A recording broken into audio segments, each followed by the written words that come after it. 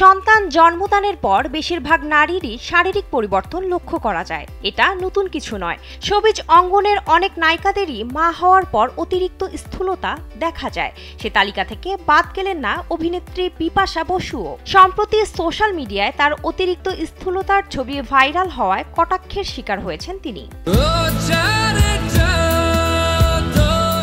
2022 সালের নভেম্বরে এক কন্যা সন্তানের জন্ম দেন বিপাশা। জানা যায় সন্তান প্রসবের পর ওজন বেড়েছিল তার, তবে সবাই ধরে নিয়েছিলেন এতদিনে ওজন কমিয়ে ফেলেছেন তিনি। কিন্তু সম্প্রতি অভিনেত্রীর মোটা হওয়ার ছবি ছড়িয়ে পড়ায় সামাজিক যোগাযোগ মাধ্যমে তৈরি হয় নানা রকম আলোচনা সমালোচনার ঝড়। স্যান্ডেলিনা সো, রূপচর্চায় আভিজাত্য।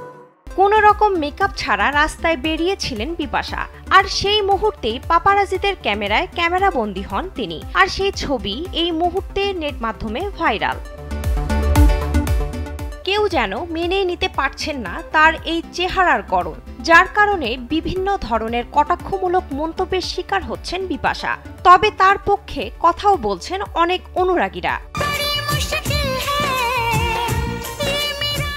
মন্তব্য ঘরে একজন লিখেছেন, তার যখন প্রয়োজন ছিল তখন তিনি নিজেকে সেভাবেই দেখিয়েছিলেন। এখন তিনি তার মাতৃত্বকে গুরুত্ব দিচ্ছেন, যেটাকে সম্মানের দৃষ্টিতে দেখা উচিত। আরেকজন লিখেছেন, তিনি অন্যদের মতো সারোগেসি করাননি, নিজেই জন্ম দিয়েছেন। তার মধ্যে মাতৃত্বের মাধুর্যতা ফুটে উঠেছে।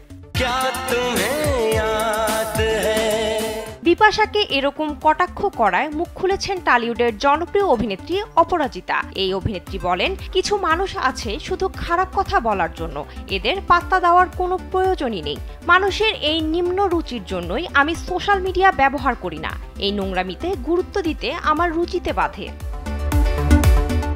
বিনোদন ডেস্ক, কালবেলা।